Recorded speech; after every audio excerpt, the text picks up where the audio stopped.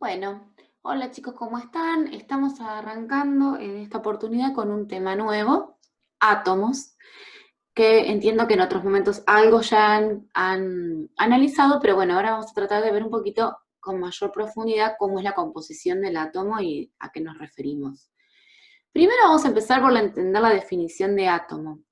Cuando hablamos de átomos, ¿se acuerdan que venimos trabajando con la materia, con las distintas características de la materia, cómo se puede combinar esa materia, cuáles son las propiedades que tiene? Pero cuando hablamos del átomo, entonces estamos hablando de la menor porción de materia. Y deriva de dos palabras que las tenemos acá. A, que quiere decir sin, tomo, división. Entonces, cuando hablábamos de átomo, como era la menor porción de materia, lo que se creía o lo que se decía era que era la menor porción porque no tenía más división. Ese nombre se lo dio el filósofo Demócrito en el siglo III a.C. y fue la primera vez que se empezó a hablar sobre este concepto.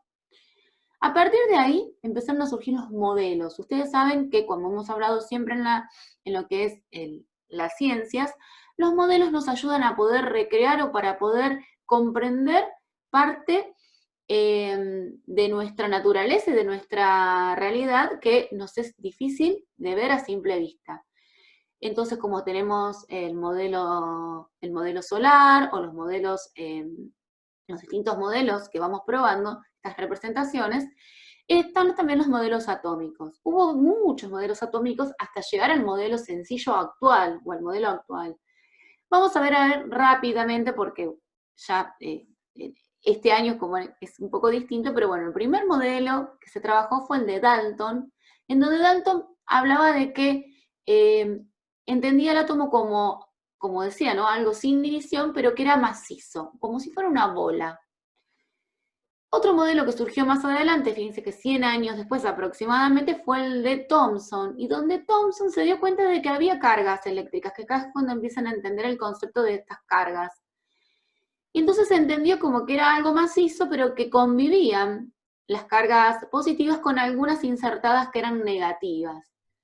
Y este modelo se lo llamó como el modelo del budín de pasas o el modelo de chocolate, porque en realidad era como si fuera una galletita, ahora como si fuera una toddy o como si fuera eh, un budín con pasas de uva, digamos. Entonces se imaginaba como que era una gran masa con los electrones incrustados.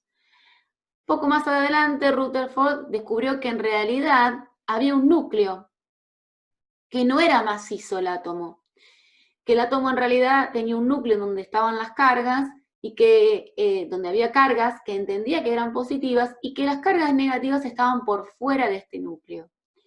Más adelante aparece otro postulado, otro modelo que lo hace Born, en donde ella se da cuenta de que en realidad en el núcleo no solamente había cargas positivas, sino que también había cargas neutras.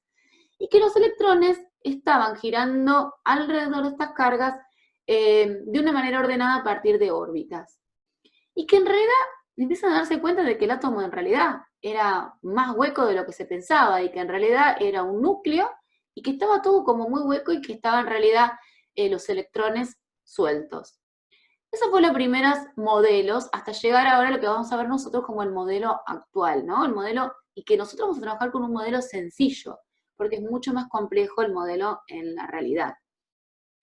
Ahora bien, vamos a empezar a entender el átomo, y vamos a empezar a entender el átomo cómo está constituido. Como dijimos, son las partículas que constituyen la materia y hay mucha diversidad de átomos. En realidad hay muchísimos átomos de distintas características. Pero todos los átomos están compuestos por protones, que son las cargas positivas que están en el núcleo, los electrones, que son las cargas negativas, y los neutrones, que no poseen cargas. Esa es la composición de todos los átomos. Los protones y los neutrones están en el núcleo, que se llama núcleo atómico. Y los electrones se hallan en la corteza, donde están girando a partir de estas órbitas. Como decimos, existen muchos tipos de átomos y cada uno va a tener una distinta cantidad de protones, de electrones y de neutrones, ¿sí? Pero ¿cómo se caracterizan estos átomos? A partir de un número másico y de un número atómico, que están acá simbolizados.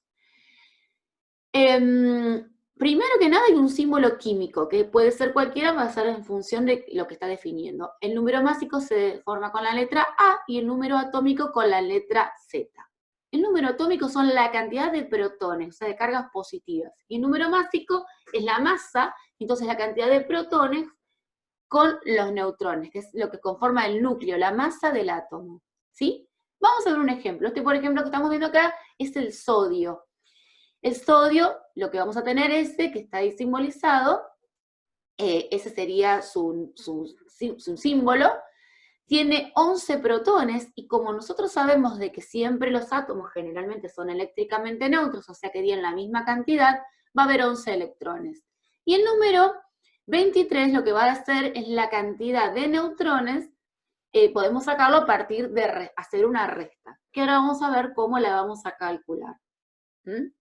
Porque nosotros sabemos de que A menos Z es igual a 23 menos 11. Entonces, de esa manera vamos a descubrir que tiene 12 neutrones. Con lo cual, este átomo va a tener 11 protones, 11 electrones y 12 neutrones. Eso es como se caracterizan todos los átomos. Ahora bien,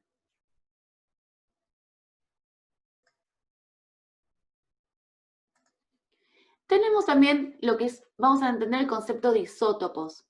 ¿Qué quiere decir? Los isótopos son átomos de un mismo elemento cuyo núcleo tiene la misma cantidad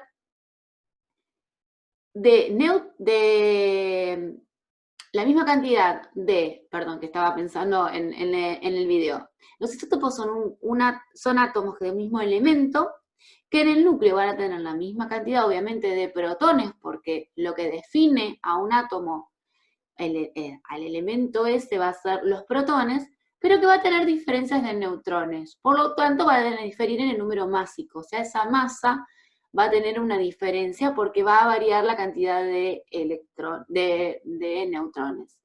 Por ejemplo, acá tenemos viendo el átomo de hidrógeno. Ustedes, si van a ver ahora en la tabla periódica, el átomo de hidrógeno es el número 1. ¿Qué quiere decir? Que va a tener, como caracteriza a este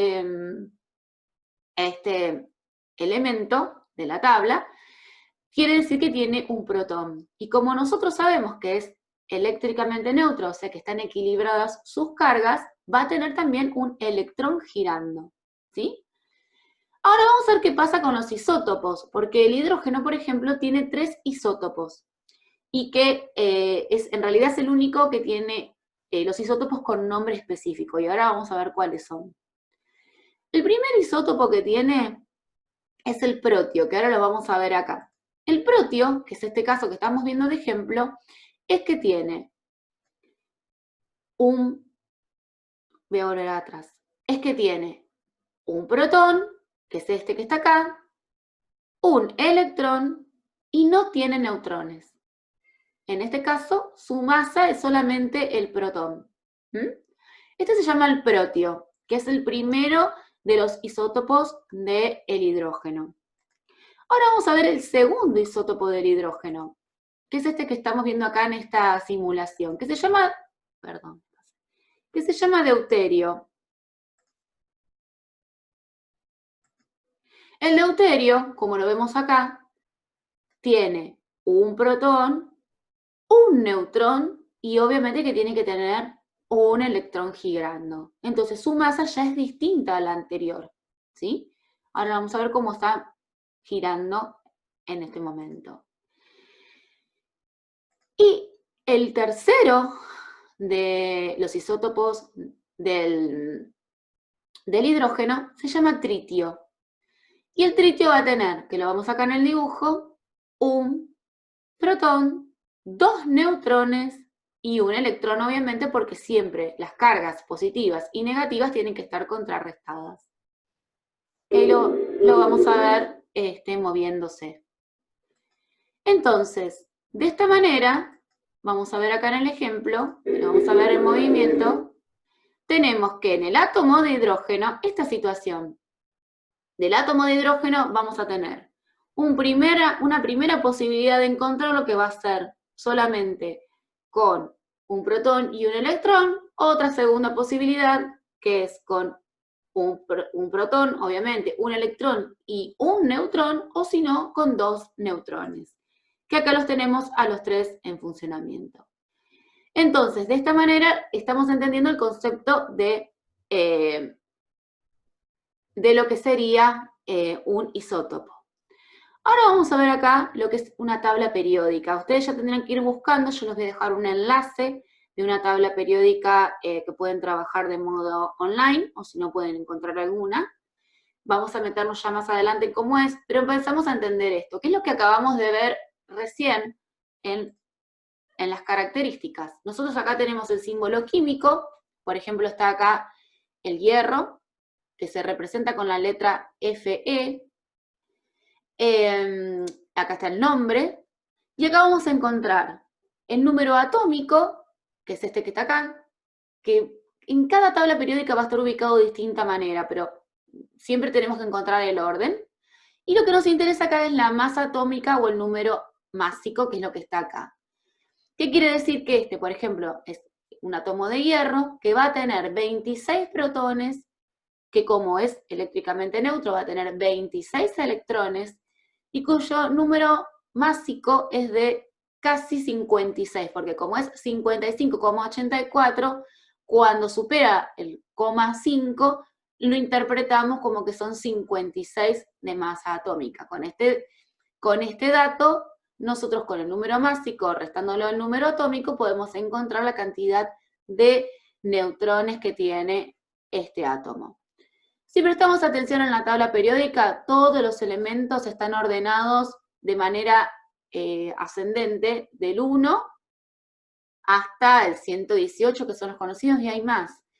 El 1 es el hidrógeno, como vimos recién, que tiene un protón. El 2 es el helio, que tiene 2 protones y cuya masa es de 4, con lo cual va a tener 2 protones, 2 electrones y 2 neutrones. Y así vamos viendo que va 2, 3, 4, 5, 6, 7, 8, y así va creciendo. Entonces, si prestamos atención, están ordenados por sus características, por su número atómico, que es lo que define la identidad de un átomo. Un átomo está definido por la cantidad de protones que tiene. El átomo de hidrógeno tiene un solo protón. El átomo de helio tiene 2 protones, ¿sí? Y eso es lo que define la identidad de un átomo. Así que bueno, por esta clase, entonces, comprendimos cuáles eran los modelos atómicos, estuvimos viendo cómo es el átomo y el modelo sencillo que estamos trabajando nosotros, con sus partículas subatómicas, que son los protones, los electrones y los neutrones. El concepto de isótopo, que estamos hablando de que es un mismo átomo, es un mismo elemento de la tabla periódica, pero que varía en su cantidad, en su masa, entonces es por eso que puede llegar a tener los isótopos. Y un poquito entramos en lo que es la tabla periódica, que ya vamos a ver en la próxima clase cómo está clasificada esta tabla periódica y cómo es las características, ¿sí? Así que bueno, por esta clase los dejo y la próxima hacemos un pequeño trabajo práctico. Que tengan buena semana.